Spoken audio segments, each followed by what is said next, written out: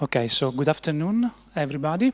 On behalf of the colloquial committee, it's my pleasure to welcome Maria Lugaro, professor at the Konkoly Observatory, that is part of the research center on astronomy, Earth, and Earth science.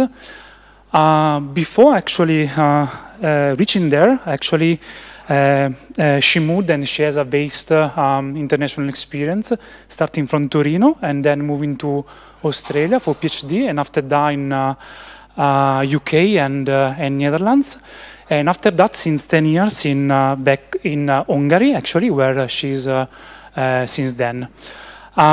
She was also actually awarded by several international awards, like the Australian Young Fellow, and recently of one ERC Consolidator grant.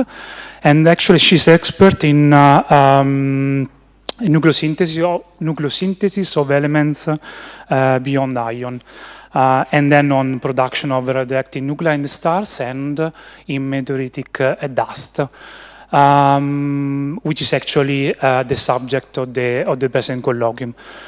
So I think this is actually most of what I wanted to say. So I think the stage is yours, Maria. You can start at any moment. Thank you. Can you hear me well? Is the microphone? Okay, the microphone is working.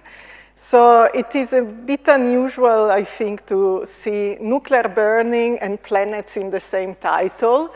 So this is a kind of field that is quite new. So how can we understand the formation of planets using nuclear burning? It seems it's very far apart, but by the end of the presentation, I hope I convince you how we can do that.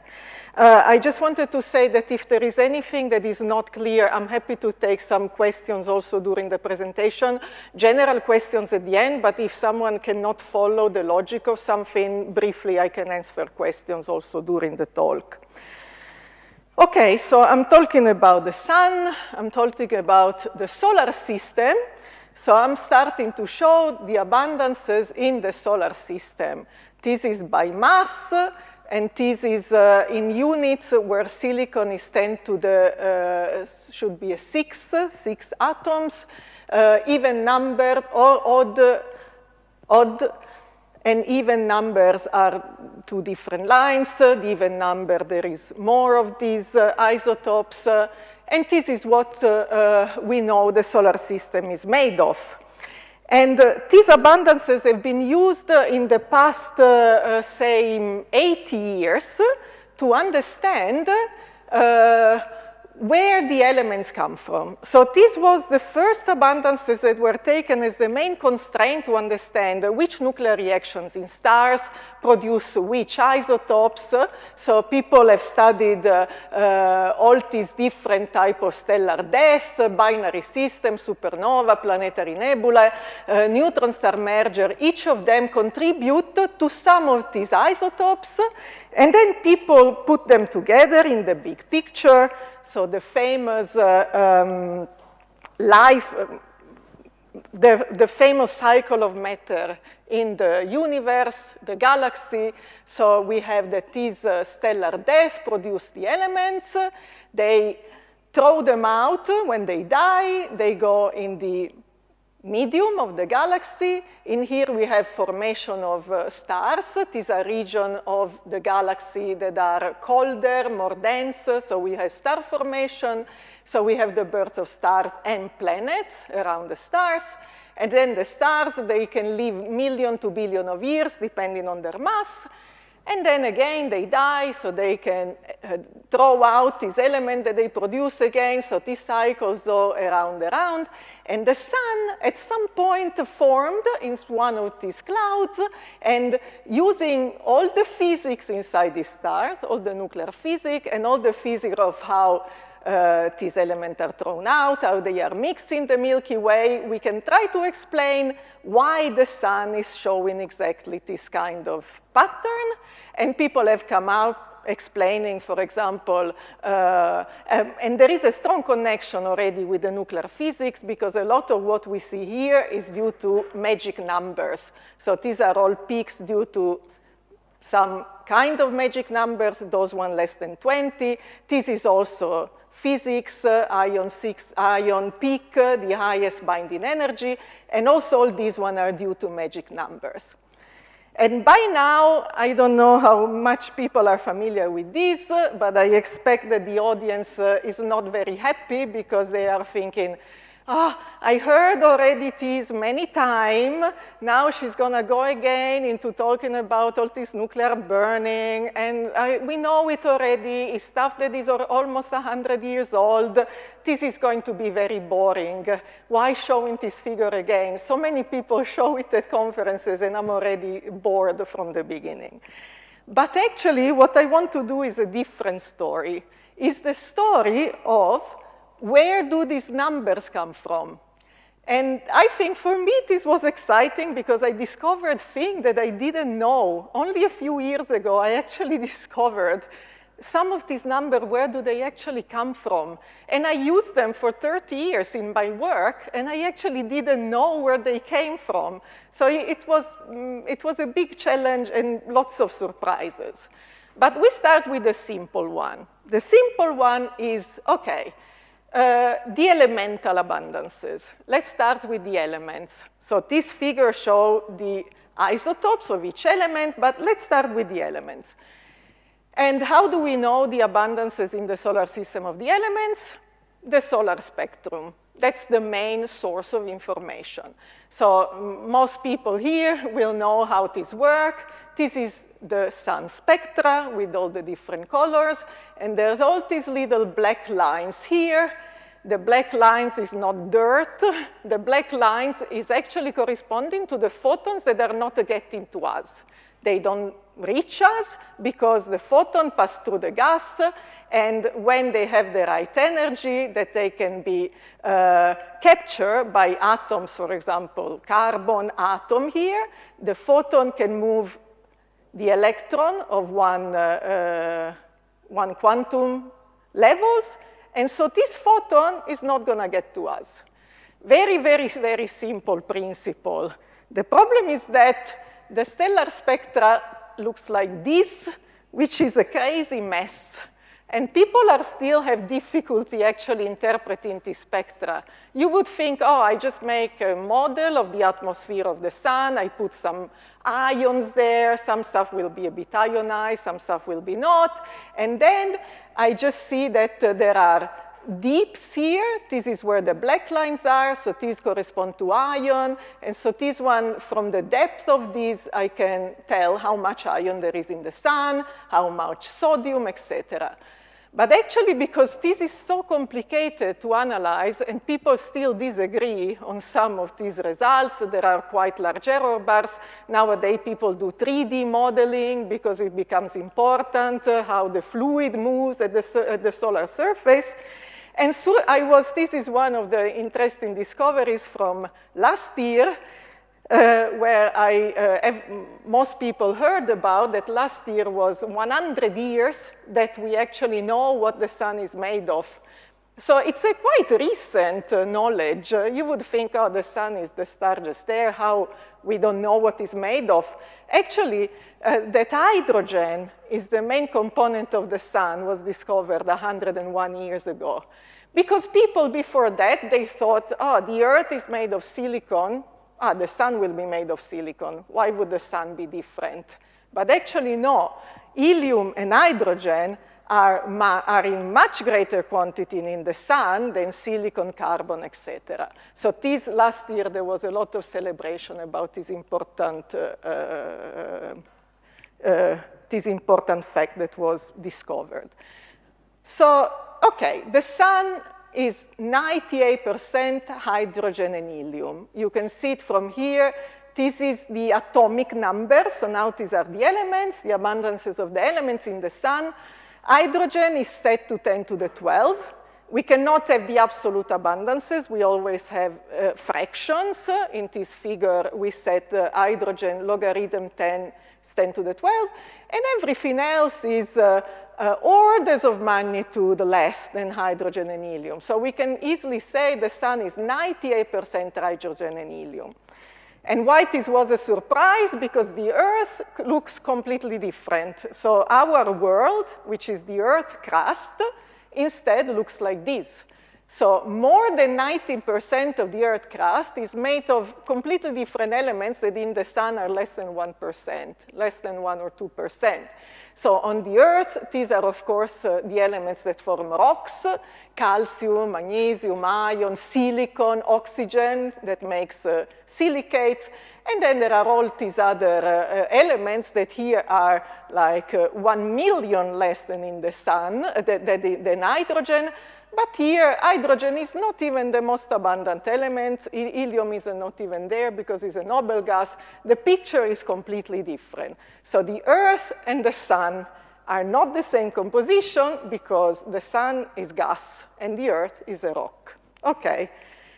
Is there another way that we can check how well we know the abundances of these elements in the sun? Because as I said, there is a debate until still today about how well we know them, because the spectra of the sun is difficult to model. And actually there is. We can use meteorites. So if we plot, there are many types of meteorites, and this is the composition of the sun for different elements, different important elements: silicon, aluminum, manganese, sulfur.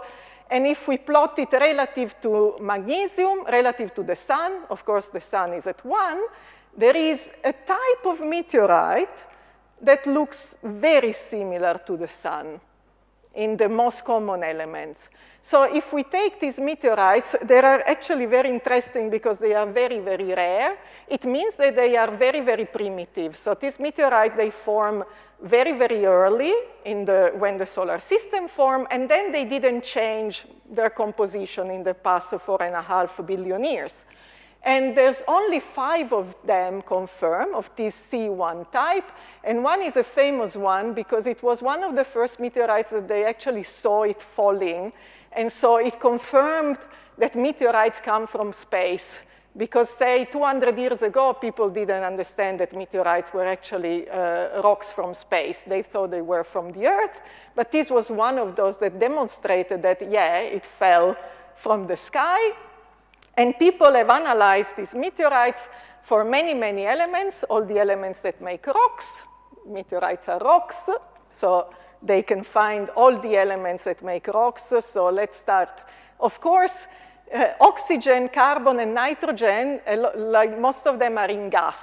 So this one, we only know them from the sun. Meteorites don't have as much carbon as the sun because the carbon is a gas, doesn't go into a rock.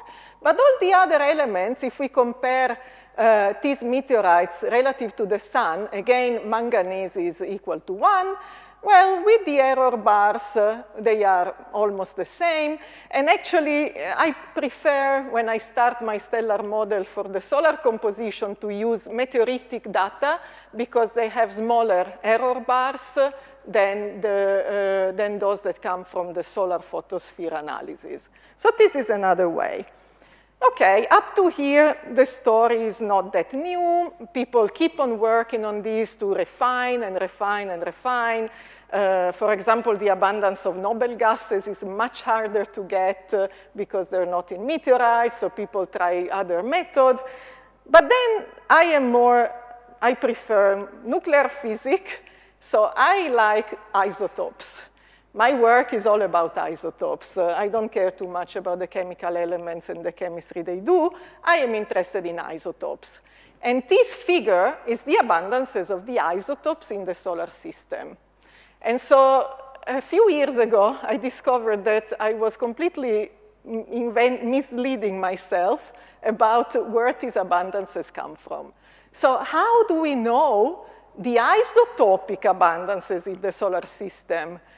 The sun, the spectra of the sun is already hard enough to see the elemental abundances. The isotopes is impossible to derive. The changes in the spectra are so tiny, if any.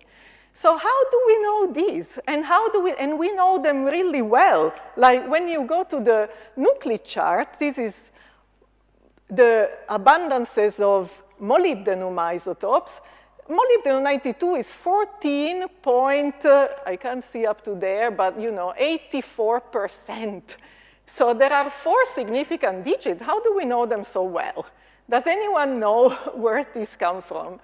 I didn't, and I used this for 30 years, and I think most people in my field are in the same situation. So I was very surprised when I discovered, I thought they were from meteorites, but no, they are not from meteorites, because meteorites you can analyze isotopic abundances. You just put it in a mass spectrometer, and you can analyze the mass. But actually, these isotopic abundances that we claim are the solar system, they are the terrestrial. So this is the Earth crust isotopic abundances. And we take them to be the solar system isotopic abundances that then we fit to our model of the galaxy and nuclear reaction in stars to fit the terrestrial isotopic abundances. And why do we do that? Why can we do that? I just told you before that the Earth and the Sun are completely different. This sounds very contradictory, but we can do it because the isotopes don't care as much about chemistry. Isotopes don't care if a mineral is a silicate or a carbide or if it's in a gas. Isotopes behave the same as the element they are. So basically, in the whole solar system, there are no variability in isotopes because chemistry doesn't affect them. And so this is why we do that. Actually, so our human body has the same isotopic composition as Jupiter. Yeah, so that's the reason behind that we can use these numbers. Actually, there are some variations, but these are due to chemistry effects that we know well. For example, there are mass-dependent variation, and we see them in the oxygen isotope. People use oxygen isotope variability to check the origin of rain from one part or another or things like that, but this is very well controlled. We know that it depends on the mass, and we can control it back. But in general, for all these other elements, okay, we take that the solar system is the Earth composition. So let me summarize up to this point. The elemental ratios that we plot here, they come from the solar spectra in meteorites, and this is a constantly evolving field, or try to improve both of these and try to find the best numbers possible. The isotopic ratios come from terrestrial samples, and we can do that because they are the same everywhere. The variation that we see due to chemistry, they are very well controlled. Okay, so this is the first part, and I got to a point where I have to say that I am lying a little bit. So actually, this is not true 100%. The fact that most of isotope ratios are the same everywhere in the solar system is not 100% true. It is 99.999% true. And you say, why do we care about that? Because with that 0.001%, we can do a lot of interesting stuff about the formation of the solar system that come from nuclear physics. So what happened in the past 15 years? People who measure meteorites, they have improved the precision at which they can measure isotopic ratios to the level of these 5 significant digits, 6 significant digits. This was not possible before, say, they started using this MC-ICP-MS, which started about after the 2000. So this is in the years, how many elements have been found to show isotopic variability in meteorites that is not from chemical processes that we can control, but it is from nuclear reactions in stars. And you can see that these are different types of matter in meteorites. So for example, these red ones, they were the first one that people already saw some variability. These are CAIs, these are calcium aluminum rich inclusions. These little elongated kind of material here. These are quite large, and they are the first solids that we found to form in the solar system. They are the oldest one, and so they are the one that tell us that the sun is 4.567 plus minus billion years old. This number comes from the analysis of these inclusions in meteorites. Then we have bulk meteorites, means that the average of this rock shows a variability in the isotopes. And this is when, since the year 2000, it has exploded. Like we knew of 5 elements, and now we have 23. 23 elements that show the signature of nuclear reactions in meteorites. And because this is a bulk meteorite, it means that different meteorites have different isotopic composition, which means that different part of the disk had different isotopic composition, because different meteorites come from different part of the disk.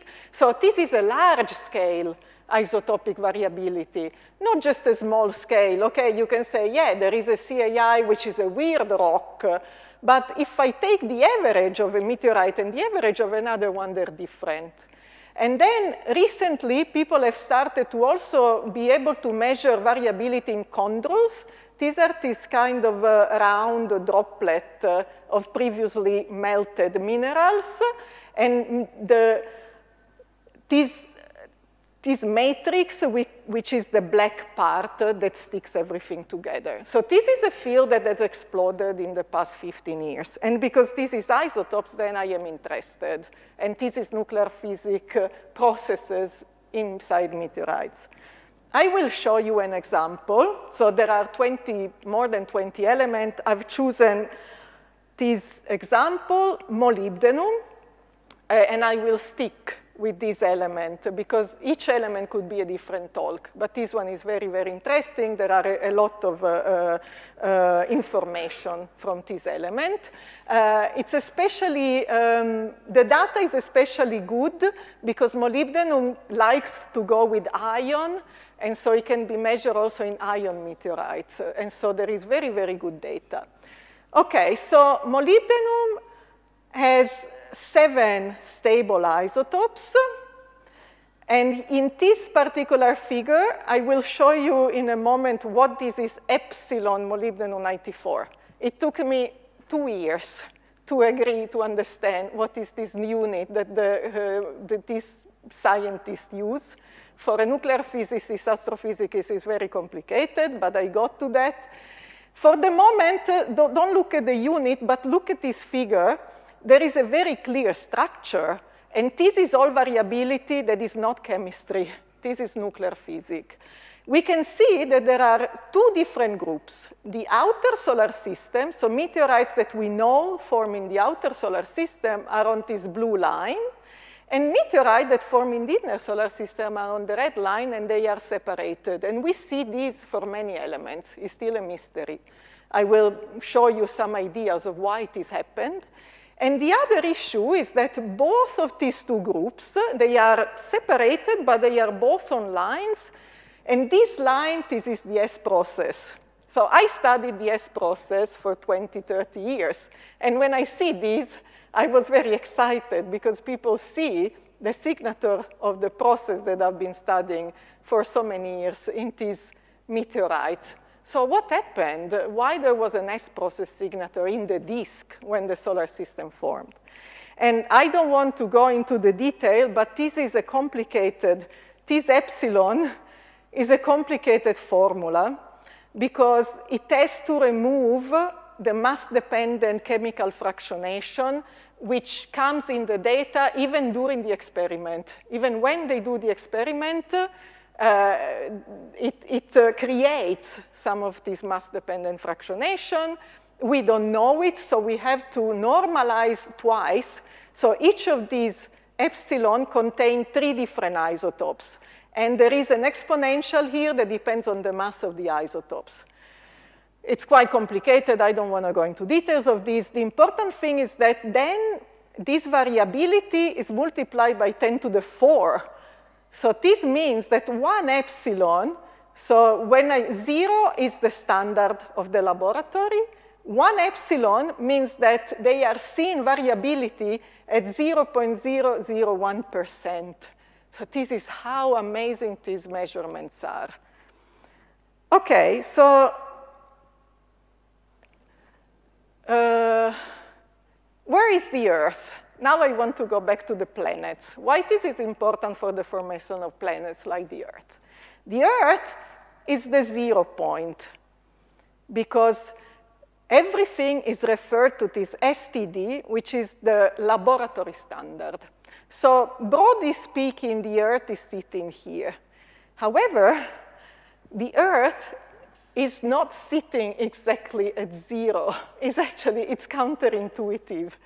Because depend on what you choose as the laboratory standard and which rocks you collect to measure relative to your laboratory standard, who could be like produced by someone, the Earth could actually not be exactly at 0. And in fact, there is a big debate about this. Lots of people are trying to tell where is the Earth exactly. And so I'm zooming in. I zoom in around the 0 point. Now, instead of epsilon, I'm using mu, which is the same, but instead of multiplying by 10 to the 4, it's multiplied by 10 to the 6. So actually, 100 mu is 1 epsilon. We're really zooming in, and this kind of precision is getting even higher. And people, this is a paper from last year. So we're zooming onto the 0 point. The gray is the laboratory standard error bar. There was a measurement of the Earth on some Nature paper that put the Earth here, 2001. Earth estimate was here. It wasn't a 0. It was away from the red line of the inner solar system. The Earth form in the is part of the inner solar system, but they claim it was a bit off this red line. But this paper now, they did more Earth estimates, and now they're putting the Earth instead on the red line.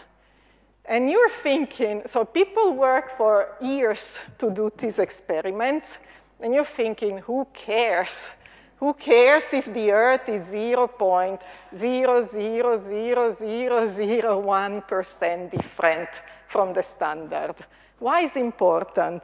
Well, because the location of the Earth on this diagram is telling us how the Earth formed. So if the Earth formed only from material that was originally in the inner solar system, then it's located here. If the Earth is towards the outer solar system material, then we have to think that some material from the outer solar system came through to the inner solar system, or the Earth formed a bit in the outer solar system. So this is, what is the material that formed the Earth? This is telling us this. And people are really fighting about this. So in this 2021 paper, they said, okay, if I mix this line with that one through the Earth, I need, I don't know, maybe 10, 20% molybdenum from the outer solar system. But nowadays, people are saying, actually, I don't need any outer solar system to try to make the Earth. And this is completely different models for the formation of planets like the Earth, because in one case, we can just take planetesimals and we can crash them together and make the Earth and Mars. In the other case, we need some pebble, like smaller rocks coming from the outer solar system to stream into the inner solar system and form the Earth. And people are fighting a lot about this. It's still a very open fighting question. Okay, this I find it exciting, but to be honest, I know nothing about planet formation. It's not my field. I never did any model of planet formation. It's not what I do. I find it exciting, so I explain why. But why am I interested in this figure then? Well, because this is the main question. So this isotopic variability that we see in this figure is due to original stellar material that was distributed heterogeneously in the disk. And I am the one that can hunt which stellar material and from which stars.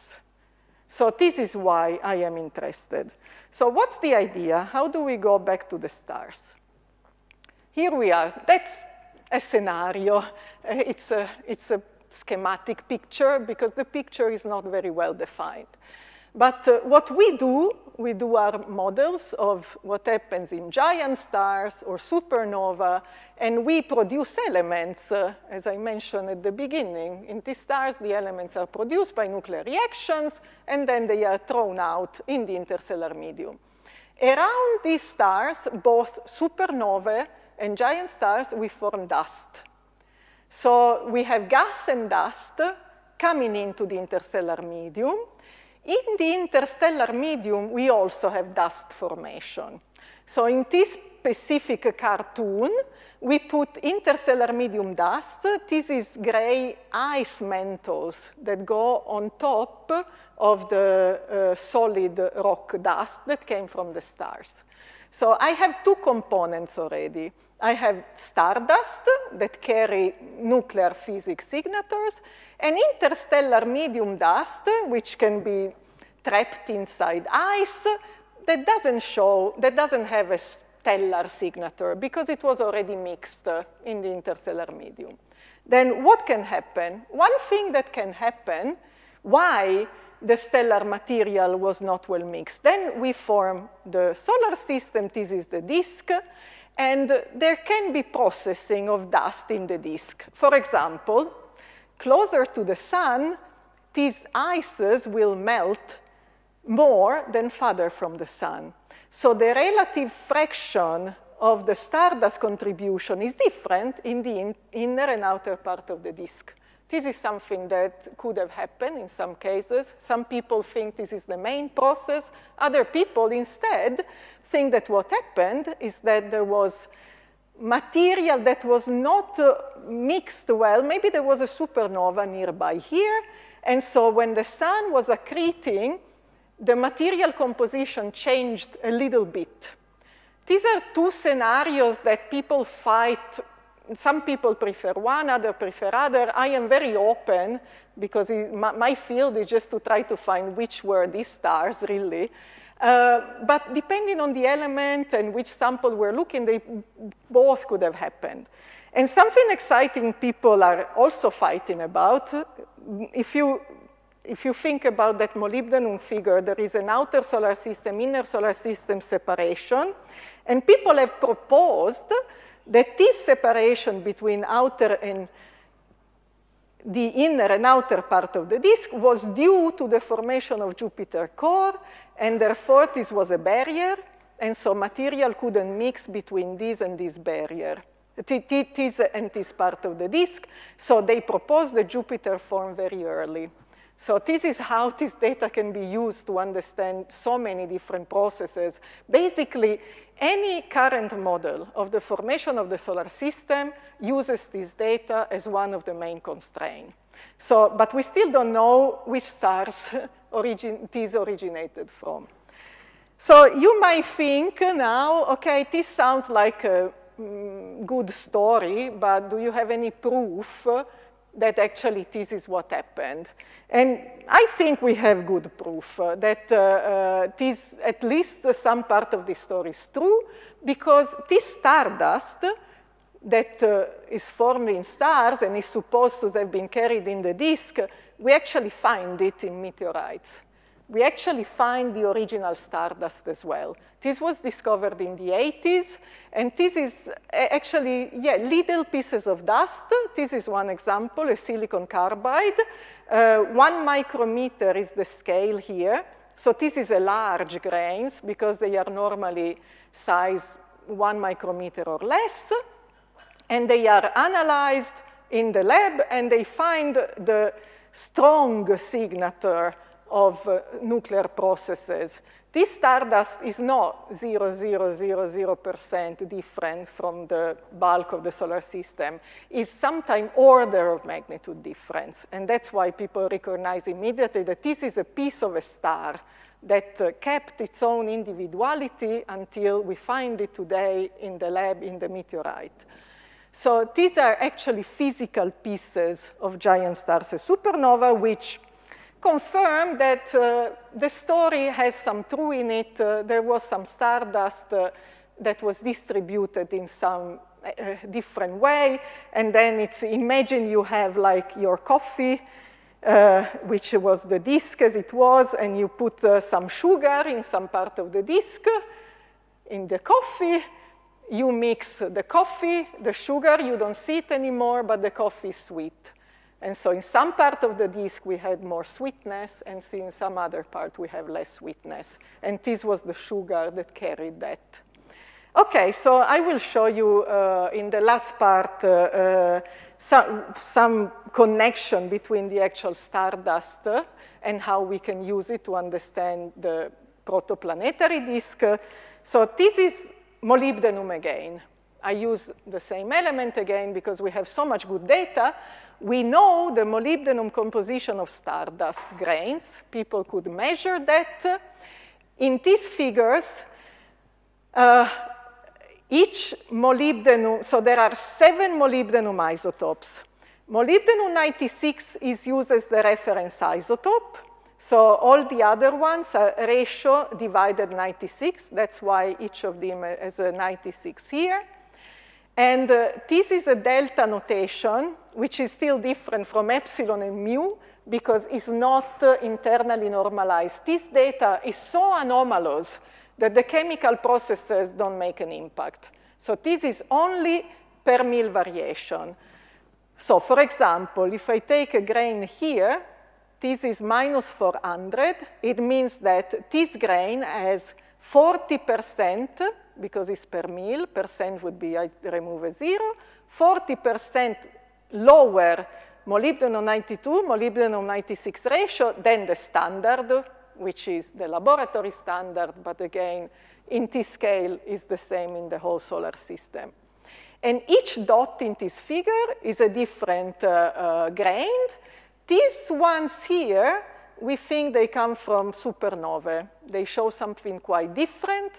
These ones here, they have different color just because they are from different studies collected on the same figure. These are the fitting line here. And this one, again, is the slow neutron captures, again. So this grain carried slow neutron capture signatures into the early solar system that now we see the signature of this sugar in the coffee of the meteorites.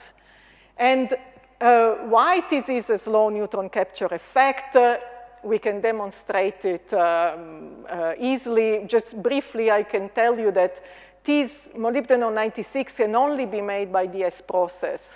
So every other isotope is negative relative to that. And these ones cannot be made by the S process, and so they are basically 0 relative to that. It's an extremely clear slow neutron capture signature. There's no chemistry here. When sometimes people are doubtful and tell me, come on, with all the chemistry effect that you have around, I'm saying, okay, for molybdenum, I don't expect chemistry effect. Plus, try to do that with chemistry, that you produce the S only, and you don't produce the P only or the R only. This is nuclear physics. There's no way out of it. So everything else in the solar system, the figure that I showed you before, is that black dot here that you can't see, because the scale is so different, yeah? Delta is 1,000. Mu is 1 million. So 1 delta is 1,000 mu. So basically, everything in the solar system is there. These grains are really, really anomalous relative to anything in the solar system. But as I just showed you before, everything in the solar system is there, but people could measure it. They were able to measure with good error bars, and what they found, as I show in the other figure, all meteorites are more rich, less rich in S process than the Earth. So the S process signature is here, and the Earth is down here. So this is, if I take this figure, these lines here, I convert them from a delta to a mu. On the previous figure, they stay like here. So this is the stardust line, this is the inner solar system, and that's the outer solar system. So this is all an S-process signature. It was probably carried by stardust, maybe different type of stardust. Okay, so what does this mean? The Earth is the most rich in S-process isotopes that we found in the solar system. And this, I am excited about it because the slow neutron capture is my topic of research, and we sit on the planet that is the most rich in this isotope that are made by this project, by this process. I mean, by 0.00001%, but it's still exciting. So how do people interpret this? And this is another big fight, because this is a new field and people are still fighting over this. Okay, so the picture is this. If I transform that line, it means that there was more stardust from giant stars in this region than in the outer part of the disk. And this is a little bit of a problem for people who make planets, because it seems strange that the Earth is an end member. Like the Earth should have been made by a group, if anything, at least a group of planetesimals that were located in this region here. And the Earth is the average of that composition. It seems strange that there was the Earth and all the planetesimals that made the Earth had exactly the same composition. So people are thinking two ideas quite opposite to each other. This one is interesting. So there was material more rich in the slow neutron capture isotope, but it fell into the sun. So we don't have any meteorites with this signature because they were too close to the sun. They drop into the sun. We're missing that from the meteoritic inventory. Or maybe in the next few years, a meteorite will fall on Earth, and we will find that it's more S-process enriched than the Earth. Of course, it would be good to know Venus and Mercury isotopic composition, because they should be more rich in S-process than the Earth, but it's very, very hard to try to have a mission to one of these planets, try to collect some dust or something. At the moment, it doesn't look too possible, but this is what people predict. Venus and Mercury should be even more rich. There's the other group of people which are completely against this idea. The other group of people are saying, no, this is not true at all. So the AGB, this stardust enrichment, the stardust that carried the slow neutron capture, didn't happen in the disk. It was not a disk feature, but it happened during the formation of the Earth. So it's a secondary process. During the formation of the Earth, we have dust thermal processes which reproduce this S-process enrichment. And they claim that this can happen if you use pebble accretion. So against is the big fight. The guys that form Earth planets with planetesimal accretion, and the guys who want some pebble accretion from the outer solar system. I don't know, this is not my field, but what can I do trying to understand better this? And I'm finishing with this part, which is my job. So what I am interested in is the actual S-process signature, the details of that signal. What is it? The signal is this line. So there is an inner solar system line, there is a stardust line, and there is an outer solar system line. And one of the other debates is, are these lines all exactly parallel or not? And the slope of these lines can be only controlled by the nuclear processes. So this same study that I showed the previous figure, they did a very, very careful analysis. This is the slope of the lines. Stardust has bigger error bar, and it's sitting around here. Outer solar system, these are different studies. They seem close to the stardust. The inner solar system looked like it was the same, but nowadays there has been some correction. Here they did some correction because when the meteorite is in space, cosmic rays can hit it And so it can change a little bit the composition. So people have to try to remove this effect. And in this study, they got this slope using something like molybdenite. So they went to find some minerals that is very special and that should be the best of the best. And they are saying, the slope doesn't look exactly the same. And while these people are doing all these hyper precision studies, we nuclear astrophysicists need to do the same from the model point of view. And we haven't done this yet. So this is what I want to do now, because I already, well, just to show the difference, this slope of those lines is controlled by the molybdenum neutron capture cross-sections. And in this paper, for example, we show that if we use older cross-sections, the slope is here, which doesn't fit almost anything. There was a newer cross-section for this isotope, and it was still better. But this variation is due to using different stellar masses, different metal content. So if we can fix the nuclear physics problem, then we can start trying to identify exactly from which stars the different slopes could have come from. Do I even expect a little bit of different slope from my models? So my problem was that these neutron capture cross-section, they're not well known as much as I wish, but recently they have been remeasured, and I am now waiting for the new cross-section that should have very, very high precision. And then what can I do?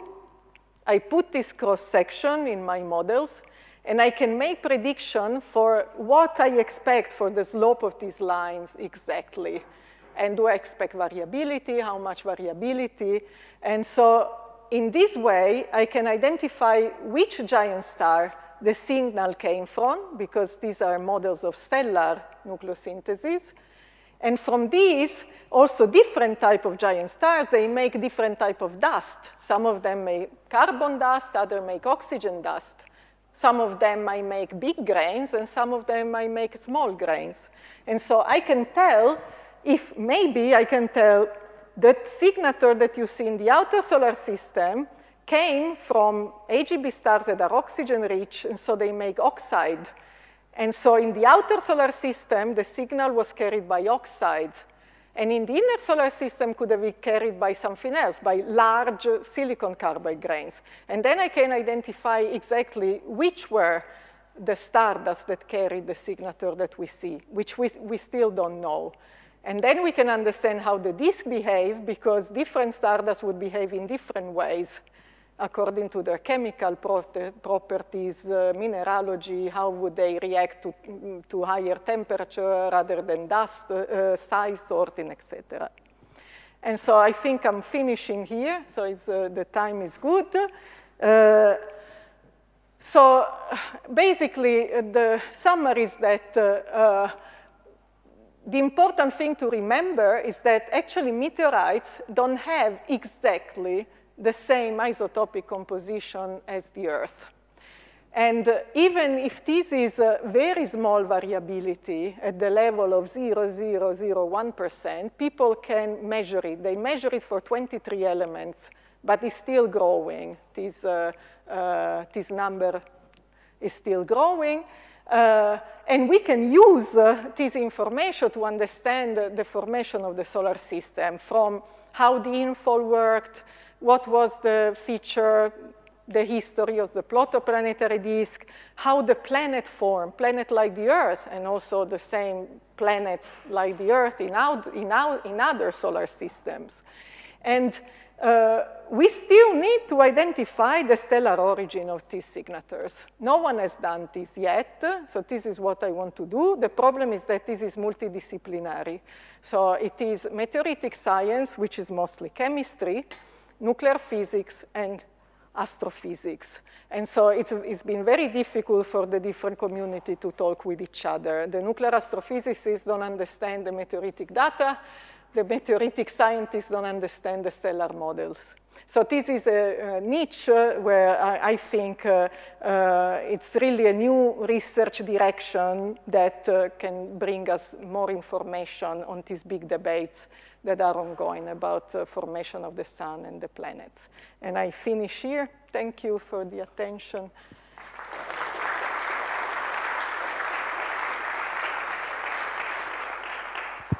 So thank you very much, Maria, for this inspiring talk. So now it's actually stage is open for questions. Is there any question, comment, doubts from anybody in the audience?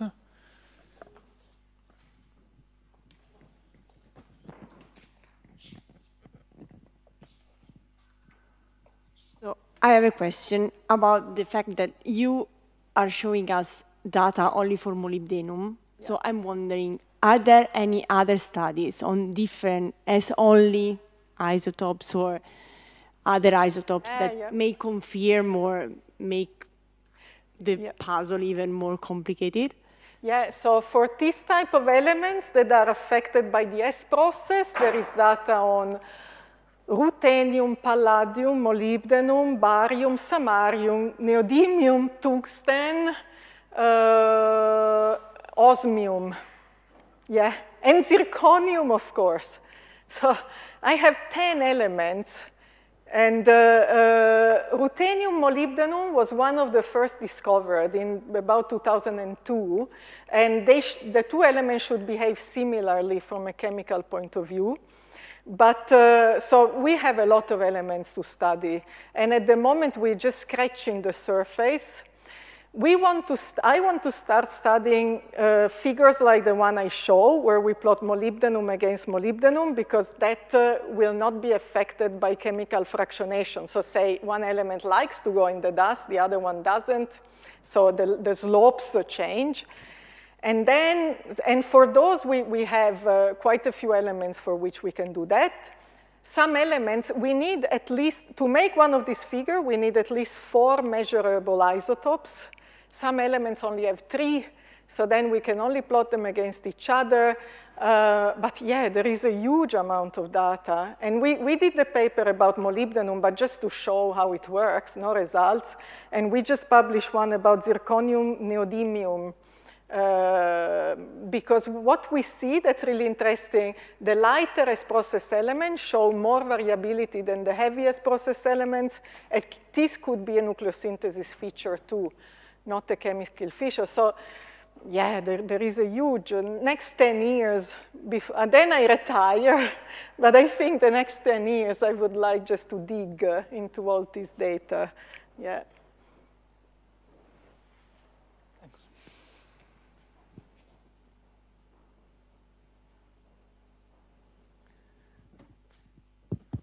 Hello. So I had more of a curiosity regarding the beginning of the talk.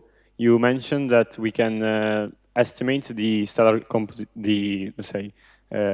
chemical composition of the sun by looking at meteorites with similar chemical composition. But my question was, like, how do we know which meteorites have a similar composition if we want to try to estimate that of the sun? So how do we get to such a precise estimate of the sun's composition? I'm not an expert on this, but what I understand is that these CI type of meteorites, they collected, they formed, I mean, the parent bodies of these meteorites, because, you know, meteorites come from asteroids that have been crashed, and then they take another kind of orbital speed, and then they reach the Earth. So their parent bodies formed from material that was original in the disk. And what people see is that these type of meteorites, they were never heated to more than 50 Kelvin. So they kept, there was no chemistry happening. Maybe they don't have much water either, because if you have ice and water, it can also change the chemical composition. I'm not an expert, but what people say, these are the most primitive meteorites. And because they are so the same as the sun in these main common elements, they come out saying, yeah, this is really a condensate from what the disk was for the elements that goes in rock, of course. For other elements, no. So, but people, I mean, paper on these topics, they come out like there are this revision about meteoritic data almost every year because it is like trying to understand better and better which data exactly to take. I'm not an expert, so this is my understanding. Yeah. Thank you. Much. Any more question or comment? Actually, I have a curiosity myself. How do people are sure about that rock is a meteorite? They saw that falling, or? Yeah, no, that's really fun as well. Actually, so there are a couple of answers that are all quite fun. One guy who is a meteorite expert, once he told me, you look at it, you see it, it doesn't look like any Earth rock. So people who are expert, they would just walk around and go, ooh, look at that. Actually, what they've been doing now for many years is they go and look for meteorite in the desert and in the Arctic, Antarctic. Because if you find a rock in the desert, so there's a lot of these people who live in the desert, they find this rock and then they sell them, for example. So a lot of these meteorites are called like Northwest Africa, blah, or because they find in the desert, and that's for sure is a meteorite because it doesn't have any place, I mean, geologically speaking. Or they do this mission to Antarctica. There's a big thing of ice and a rock there. So then you're like, ah, that's likely a meteorite. Yeah, it's quite a fun topic, meteorites, I think. Okay, thank you very much. So any other question or comment?